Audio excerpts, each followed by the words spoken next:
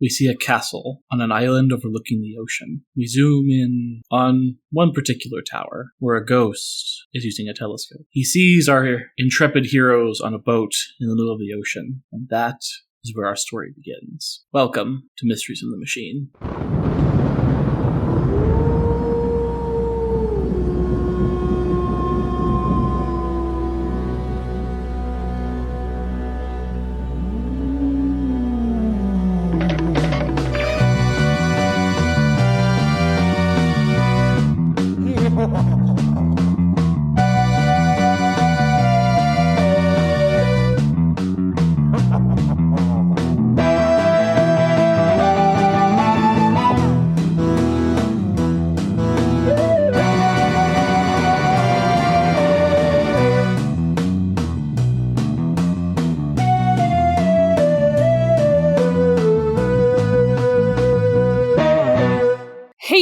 Meddling kids! I'm Charlie. And I'm Ethan. And we're here with another episode of Scooby-Doo. We are... Hassle in the Castle. It's a good title. This is a good title. Unlike the previous episode. That one was just generic. Is it a good mystery? That remains to be seen. We will explore that. But you know what? I do enjoy this episode. I enjoy the vibes. So yes. I love that this is our vibe now, that you have to like do the dramatic opening, and it's a fucking ghost, like a sheet ghost with a telescope. Yeah, I was trying to take it as seriously as possible, but like it was hard. It's hard. A sheet ghost with a telescope, like. And he's what's even stupider is that he's looking through a fog. He can't see it. He sees a vague outline of a boat with people on it, and definitely a dog. That's it. Oh my goodness. Well, so this episode, Fred apparently picked the worst day to go boating. Fred, buddy. Fred, why?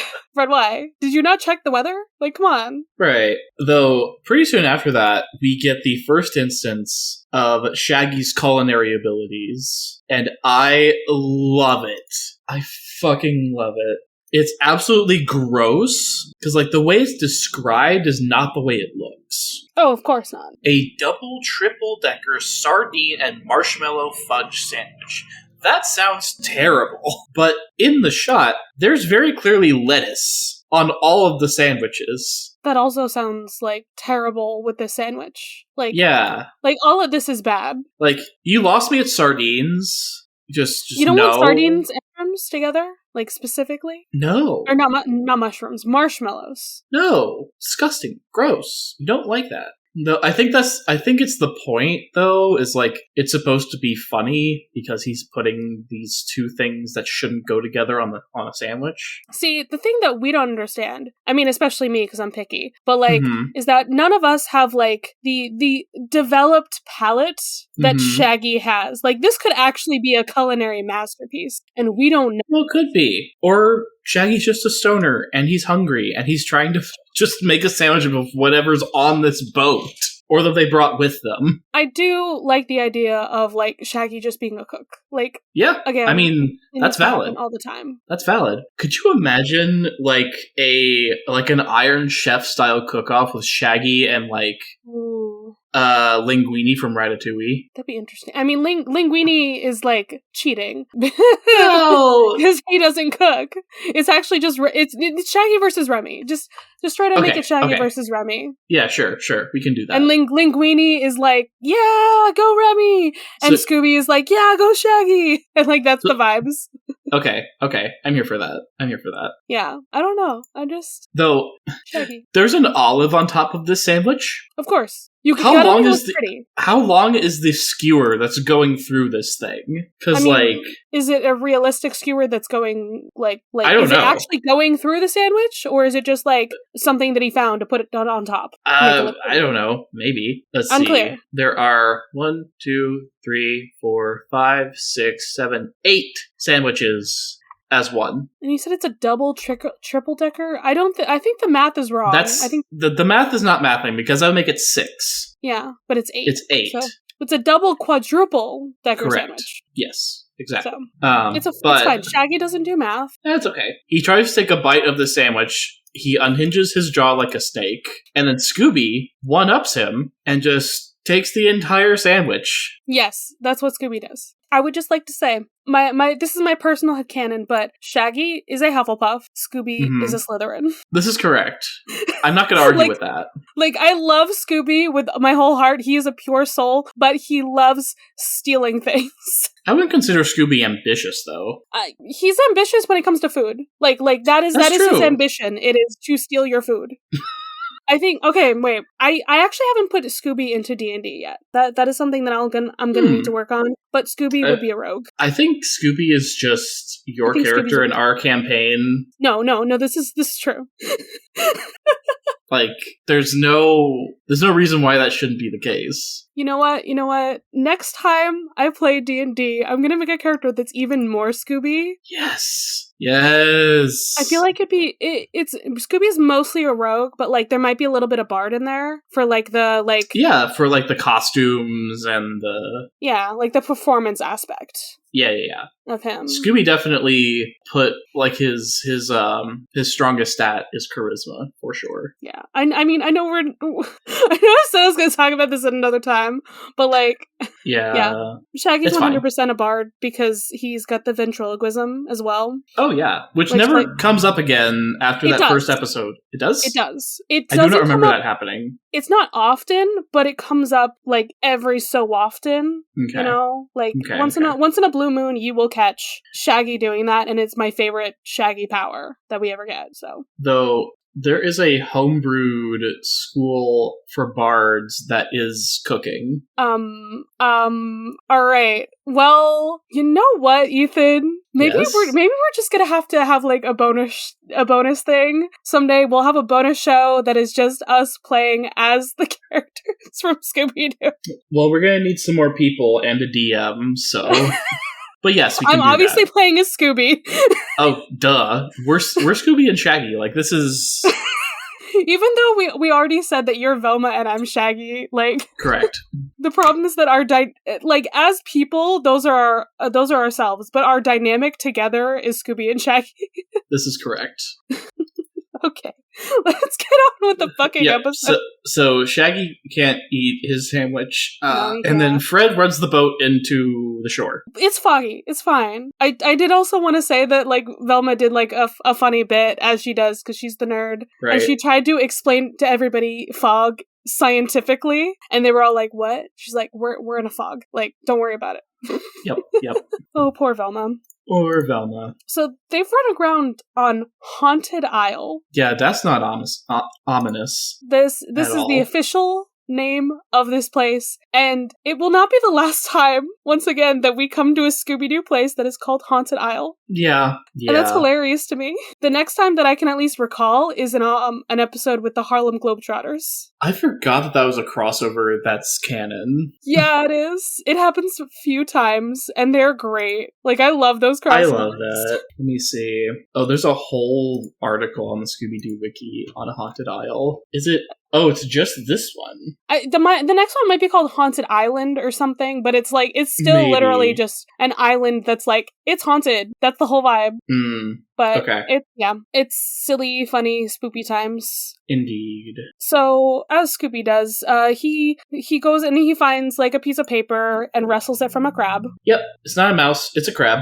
He just like is constantly having times with animals, and they don't like him. No, they don't, despite the fact that he is also an animal. It's because he's a humanoid animal. He's really anthro, and they don't like it. Yep, and the crab pinches his nose. As they do. And we get a Scooby like dancing away from the crab trying to snap at him. And then of course he runs dramatically like towards the gang, stops short, and they're all covered in sand. Coarse, rough, irritating, gets everywhere. Fucking hate sand! Yep, sand sucks, man. It's terrible. Oh my goodness. So of course the paper that Scooby found is a map of the island, but more importantly, on the back of it says "Danger, leave Haunted Isle." Wow. Ominous. And Scooby can spell and read, which I think is the first confirmation we have of that. He's an intelligent dog. Okay. Yeah. Like, he can spell. Olaf couldn't in the first movie. That's true. Hey, just because somebody's sentient doesn't mean they can spell. He learned how to spell for the second movie. There you go. There you go. So this is like an old pirate island, an old pirate castle. It's very weird, but I love the vibes. I do love the vibe. Like I want like the lore on what's going on here. Yeah. They're just like, oh yeah, like, this is probably the place where this old pirate put his treasure or whatever. Like, okay, you already said it's the old pirate's castle. I'm very confused on, like, what is known here and what they're inferring. I mean, you get a little bit of lore. So this pirate named Vasquez, he sailed in 1612. I don't know if that's when he died or, like, just when he started his pirate career or what. Maybe that's when he, like, got his big treasure. Like, that's just when something known happened. Okay. But, like, I don't know. Is it like a news, like, story that's happening? Because at the end of the episode, they're like, oh yeah, like, everybody's after this treasure right now. So, did they just discover this island and this castle? And that's why the kids are, like, iffy on what's going on here? Maybe it's like a place where nobody goes because it's named the Haunted Isle. That's true. I don't know. I'm just confused on the lore just a little bit. It needs to be a little bit fleshed out here. Sure. Yeah, that was my question. Is it common knowledge that this place exists and that a pirate had his treasure here? I think it is, just that nobody goes there. Well, we go into the castle, and immediately, danger-prone Daphne has a moment. A pretty meta moment, too. She falls through a trapdoor. After saying, Velma, the traps only happen in the movies, and then she falls. Scooby-Doo is just, it's like that. It's just like silly, goofy fun, just like that, all the time. Yes. And I hear some laughter. Yeah, they do. It's just the wind. Don't worry about it. Obviously. Like, seriously, and then, don't worry. Fucking Velma. Velma's poor back. Like, she scoops up 2 people and a Great Dane on her probably 5'3" body and runs with them. I would consider myself relatively strong. I could not do that. I love that you were just like, Velma is exactly your height, Charlie. I forgot that you were 5'3". Listen, I don't like it, but, like, I'm pretty sure Velma, like, is my exact height and body type, and I don't like it. Let me see. Velma height. Does she have a canonical height? She does. How tall? Velma is 4'11". She's shorter than you. Wait, let me look something. Let me look something up real quick. That makes her a legal little person. She's under 5 feet tall. Velma is the exact same height as Sailor Moon. We love that. They're both under 5 feet tall. That's wild. I did not know she was that short, actually. Yeah, that makes what she's doing even more impressive. How tall is Shaggy? I don't know. Let's see. Because he's got to be like 6 foot. At least. Shaggy's 6 foot exactly. Okay. Why is this so interesting to us that we want to know their heights and everything? I don't know. Fred Jones is the same height as me, 5'11". Okay. So he's like average. Yeah, and then Daphne's probably like 5'5". Let me see. Daphne's 5'7". She's taller than I thought she was. I was wondering. I'm like, I kind of feel like she might be tall. Like, slightly. That is slightly tall. That's above average. Yeah, well. Which, again, Velma's 4'11" body carrying a 6 foot tall man, an almost 6 foot tall man, and a dog. A Great Dane. A Great Dane, nonetheless, who weighs the same as a person, usually. She's strong, okay? Yeah, she is. Like, she works out. Let's see. Okay. There's no canon weight for Scooby-Doo, but like, you know, just assume how much a Great Dane weighs. Like, they're between 120 and 200 pounds. Okay, so like an average human. Yeah.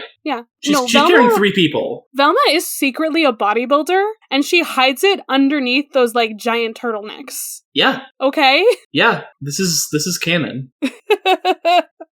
She's strong. Okay.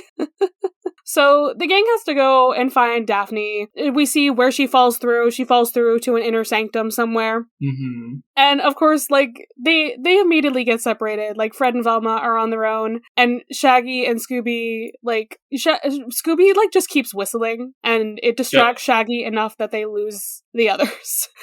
And have to ask a talking skull for advice. Yep. Which immediately scares them. I mean, wouldn't you? Yeah. I'd be freaked out. At first, he's just like, "Oh, thanks, man." Wait a second. As you do. Yeah. Yep. As you do. But then the next thing that happens to Shaggy, like, doesn't freak him out because he's like, "It's food. It's fine. No, it's food." But he's like, "I'm so hungry. I want a sandwich." And then just floats in front of him. Floating sandwich, some like... And a floating jar of mustard. Yep. And then he's like, "Oh, well, now I need to cut it in two." And he's scared by the knight, like, cutting it in half with an axe. I mean, it's an axe. And then he goes back, takes the sandwich, and runs away again. Wouldn't you? Oh, I would. I love food. And then Daphne conks him on the head with a vase. Wouldn't you? Yeah, actually, probably. I would do what Daphne did. Yeah. Because like, she's like, "I don't know who kidnapped me. I don't know who's here. I'm scared." But actually, I just realized we don't know how clean that axe or that table is that the sandwich was touching. So maybe not. Shaggy's got an iron stomach. He'll be fine. But he probably has a concussion, so we love that. It's fine. He doesn't have a skull or bones. I'm sorry. This is just like in my brain now because I mentioned Frozen earlier. Oh boy, what'd you do? I'm sorry. It's the 10-year anniversary of Frozen. It is. Literally to the month. You've been with your wife for 10 years. Congratulations. Thank you. It's our anniversary. Today? When? As of recording today? It's like a few days from now. Okay. Because it came out late November. Thank you for this tangent. Wikipedia fucking work. November 27th. It's 27th. Okay, I was like, it's 20-something. I do sometimes get it confused with the Rise of the Guardians date because they both came out in November, just like a year apart. Right. Wasn't there a crossover between Frozen, Brave, and Rise of the Guardians in fanfiction at one point? You're also forgetting Tangled. Thank you. And How to Train Your Dragon. It was the I forgot How to Train Your Dragon was in there. It was Rise of the Brave, Tangled, Dragons, and then Frozen got added into it. Okay, yeah. Yeah. It was like, we gotta have the 2 DreamWorks guys, and the 2 Disney girls, and then, like, Jelsa was a thing, so we had to add in Frozen. Yeah, I understand. I've explained to you that my first fanfiction I read was Jelsa, right? Probably. Yeah. I believe it. This is how I got into fanfiction. I read Jelsa. I'm cringe. Hey, my first fanfiction I read was My Immortal, so, like... Okay, but, like, My Immortal is, like, mainstream fanfiction, I feel like, at this point. Now it is. Yeah. It wasn't when I read it. But, like, at this point, everyone is like, yeah, I read My Immortal. Like, I read My Immortal. Like, you read it before it was cool. Yeah, I did. You're a hipster. And, this cringy fanfiction section is brought to you by Burn Before Reading. Indeed.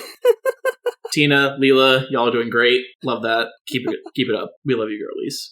I love that, like, every single episode, we've just, like, shouted out a different podcast now. Hey, promotion is promotion. This is our vibe. We just love our friends, and we want to support them. All right. So where the fuck was I? Oh yeah, we had the sandwich. Yes. Shaggy has a concussion. We see the ghost. Yep, we do see the ghost, and it goes through walls. It's freaky, just a little bit. Mm-hmm. Yep. And Velma's like, "There's a logical explanation for this." Yeah, what is it? What the fuck is it, Velma? The place is haunted. Clearly, that's what she says. Okay, and Shaggy, Scooby, and Fred all try to tackle the ghost. Yes. They try to tackle it. Why?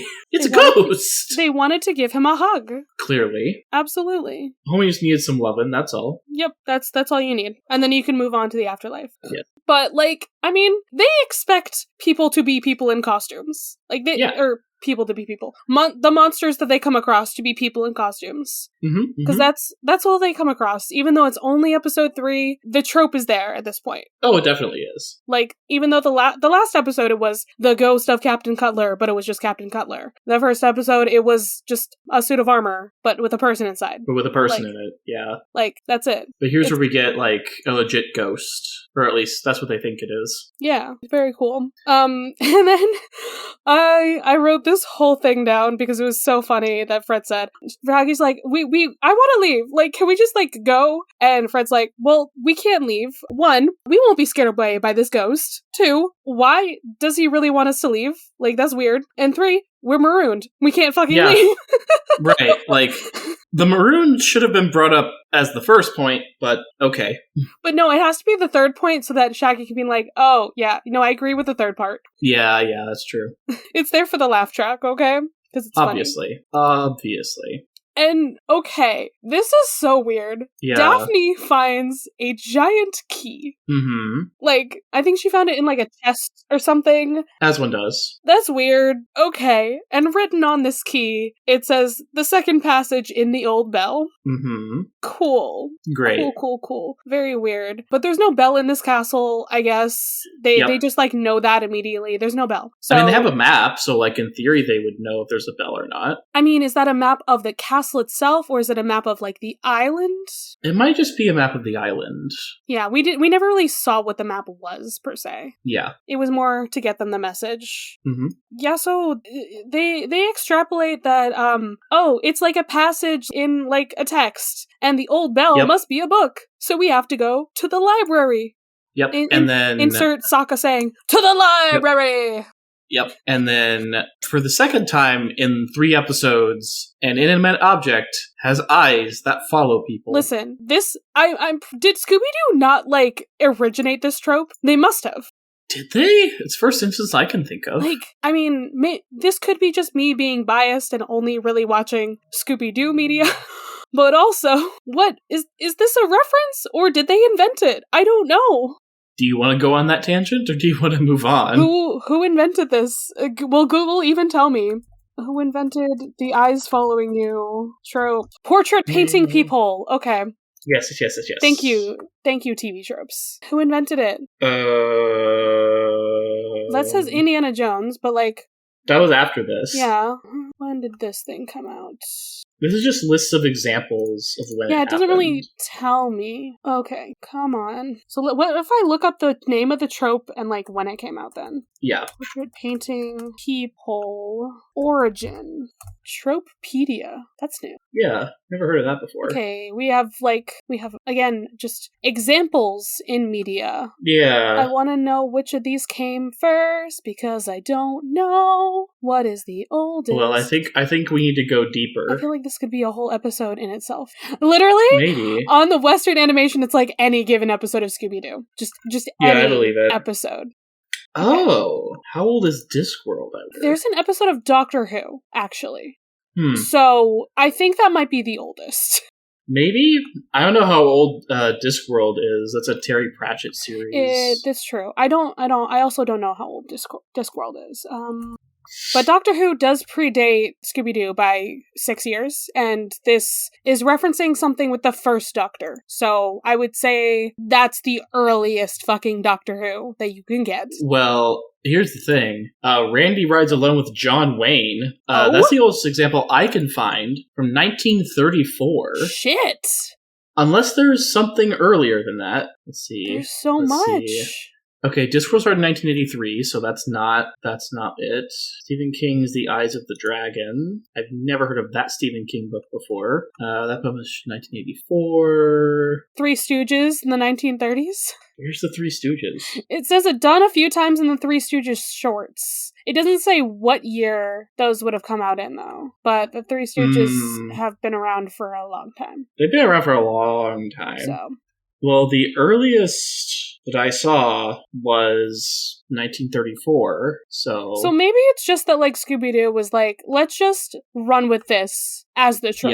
Yeah. I mean, I think, it had been around for like 30 years, but then Scooby-Doo was like, this is ours now. We're going to take this and run with it. Absolutely. Yeah. No, I see it. Okay. I just, I don't know. I thought that was weird. That was interesting. Okay. So we were on they're in the library, yada, yada, yada. Yeah. So the second passage in this book called The Old Bell, it has the word catacombs underlined.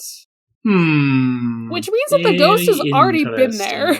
And not only that, the ghost wants them to go there. I'm very confused. I'm so confused. The giant key unlocks this door. Which is so stupid. Again, this fucking giant key is getting me. It's like one of those like keys to the city that doesn't actually unlock anything. But it does. It does. Yeah. And then, of course, they're like, well, someone has to go in first. Scooby, you're gonna go in. And Scooby's like, he tries to act like he's hurt, like there's something wrong with his stomach or something. Yeah. But they make him go in anyway. He eats 3 Scooby snacks. And immediately he finds a magician's hat and just starts playing with it for like a minute. Why not? Why not? And you know, that you think maybe this is just like Scooby, like being Scooby and just doing something that doesn't matter at all to the plot. But then the rest of the gang enter the room and they're like, there's a bunch of magic stuff in here. That's really weird. What's going on? Mm-hmm. I wonder. Magic tricks, ghosts going through walls. Couldn't be related. And then somebody's coming. So they go in a closet. Yes. This is what they think is a closet. All of them go in a closet together. Yep, they're in the closet. They're now in the closet. Thank you. That's it. And then the ghost is there. The ghost is there. They're all kind of running and like trying to get away from this ghost, as they do. Shaggy tries to bribe the ghost with money. It's fine. You would think that would work on a ghost that's here to get treasure, right? You would think. He wants money. Yeah, but he was like, nah, you're gonna die. Yeah. There's a part that it's just so fucking weird. So Shaggy is like in the box that you cut people through with. The ghost cuts him, and then Shaggy walks away, like just his feet, and then the top of it, it's not actually Shaggy. It's a stuffed thing that looks like Shaggy, and that means that this ghost man had to make that within the time that he saw Shaggy's face. Until now. Yep. How the fuck did he do that? Just think about that for a second. Just think about it.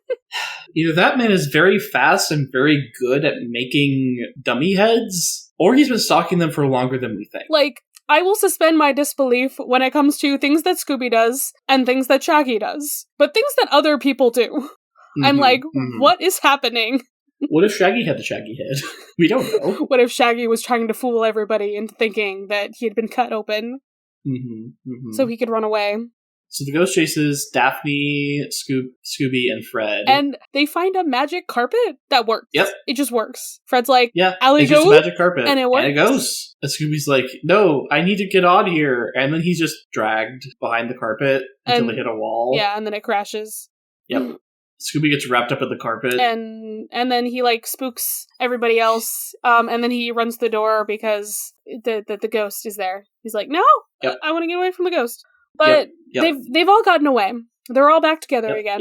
And Scooby fucking breaks the door down. Of course he could. Yeah, he could. But, like, damn. That's what Scooby and Shaggy do when they are scared. They break through, like, solid objects. Everything. Yeah. And then you see, like, the outline of them running. You do. That's how cartoons are.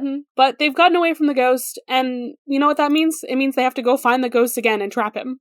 Yep. It's time for a patented Fred Jones trap, as usual. Oh boy. And this sure is a Fred trap. It's getting more Rube Goldberg-y. Every time. Which makes sense. It gets even more. Every single time we up it.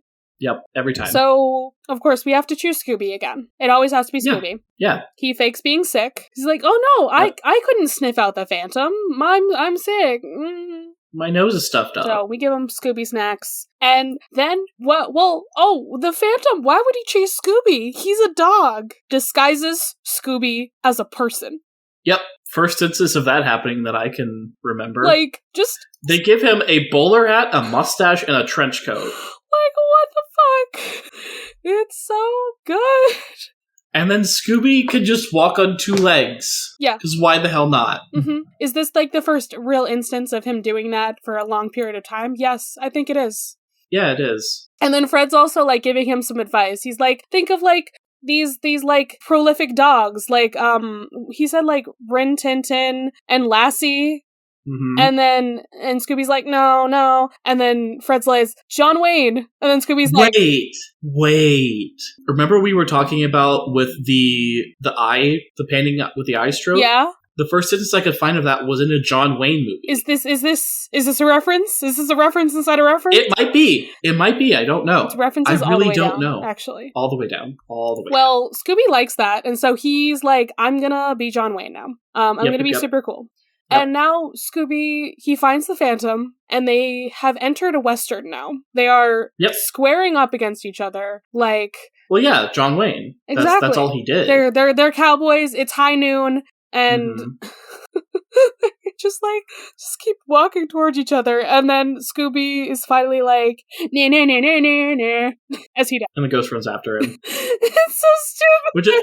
It was so dumb, but it worked. And this is where the first instance of the Scooby-Doo like hallway chases where they go back and forth between stuff, at least a little bit of it. At least a little bit. Yeah. There will be some more iconic ones to come, for sure. Yes. But this is like the first like hint that we get. And then of course, how do we do things? Scooby has to ruin the trap. Always. He trips into it, he goes through the whole thing, and then he falls on top of the Phantom.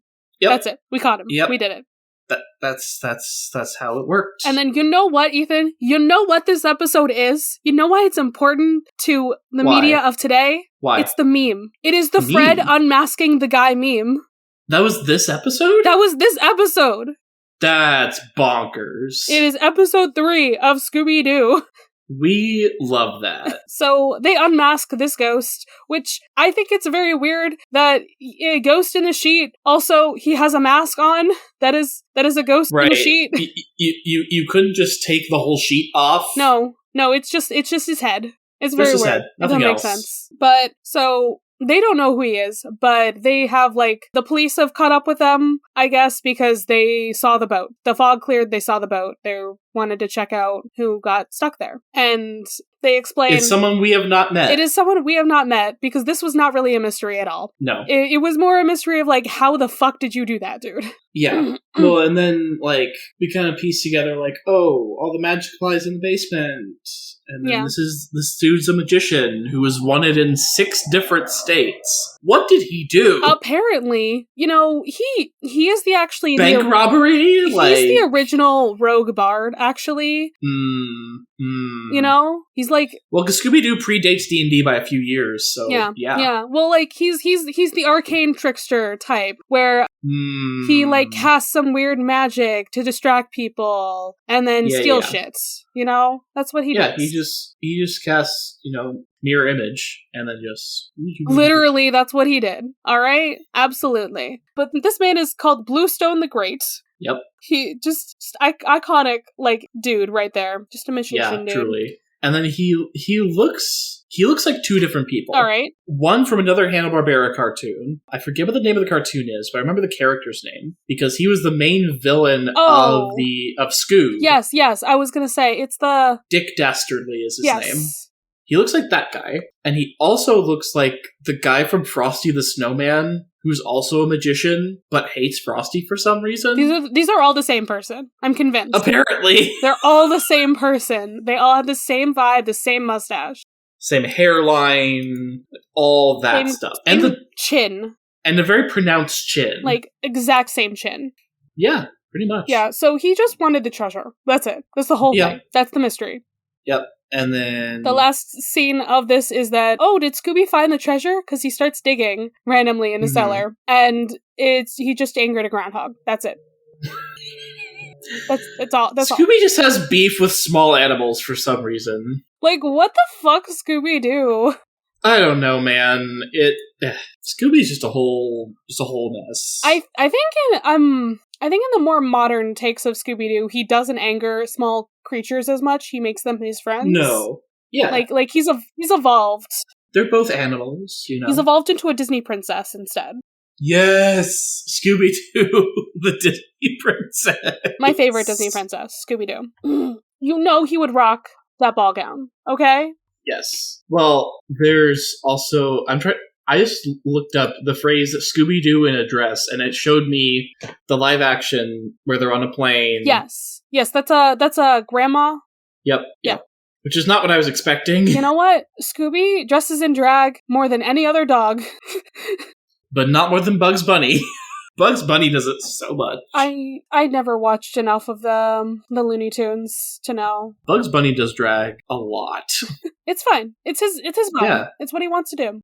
Yeah. All right. What would Bugs Bunny's drag queen be? Let's put that to the listeners. We can figure that out later. The Playboy Bunny. Oh my god, I love that. There you go. I love that so much. All right. Well, let's move on to some trivia. Yes, let's move on to some trivia. So, this is the first episode where the gang never meets a suspect. Yep. And we also do not have a mystery machine in this episode.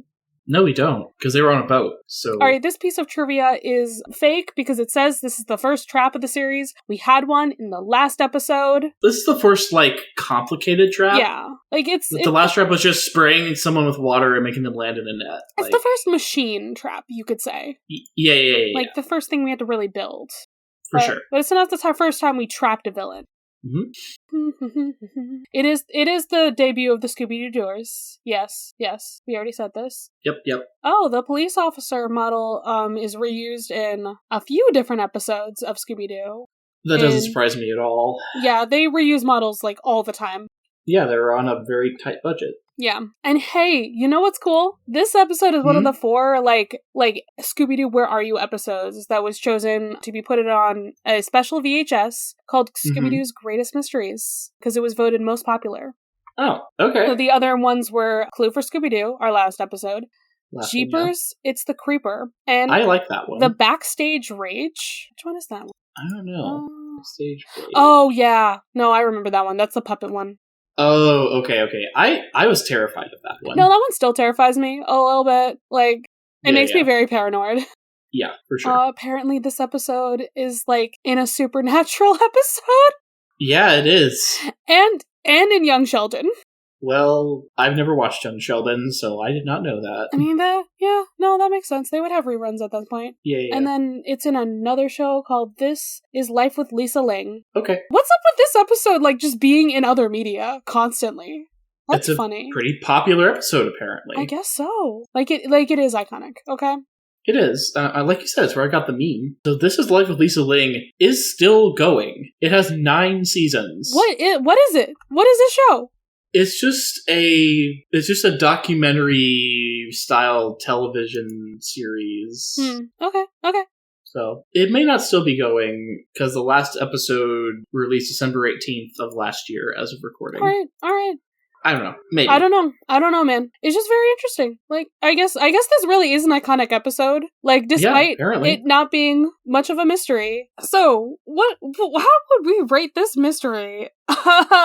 As a mystery itself. It's really not. It's not.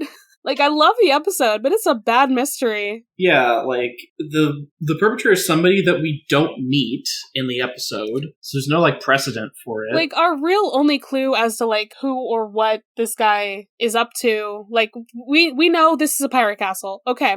Yeah, of course it's gonna be treasure. But, the real only clue after that is that there's magician stuff in the cellar. Right, so all we know is that this dude's a magician. That's it. That's all we know. As a magician, he wants pirate shit. Cool. Yeah, just wants the treasure, wants to get money. So, pretty simple. The vibes are good. The plot itself is certainly lacking. Yeah. Vibes, 10 out of 10. We love it. So, do we support the villain of this episode, or... No. At least I don't. No. Yeah, I mean... I wanna... If we didn't know that he was, already previously, a thief, maybe? Yeah, but we don't know his motivations for stealing, so, it's unclear. If he was just, some random magician who was yeah, I wanted to, find out the treasure, I wanted to find it, I just, happened upon this place, I wanted to go find this treasure, I'd be you know what, I could be invested in that, I could support him, but, he's just, also running from the law. Yep. So, yep. I don't know who else he stole from. It says he's wanted in 6 states. We don't know what for. Yeah. So, I don't know. I really don't know. Maybe he actually cut somebody open. Maybe. Maybe he needed to be on this island to perfect his magic act, actually. It's his secret hideout. He's I'll show them all. I'll be the best magician. That would be such a good plot, though.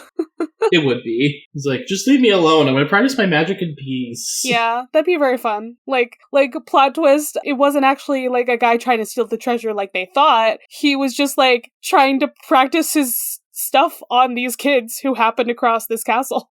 Which, not great, if that was the case, because, normally magicians ask for volunteers, and they very much did not volunteer for that. He's just oh yeah, I was already doing this stuff, and, ooh, look, I have an audience. I'm gonna see if this works. and they believed stuff. That'd be cool. A focus group, if you will. Oh no, that would be a funny Scooby-Doo plot to do instead.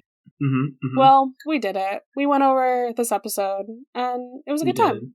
It was. Yeah, but now, my friends, we gotta go split up and look for some clues for our next mystery. Bye. Boy.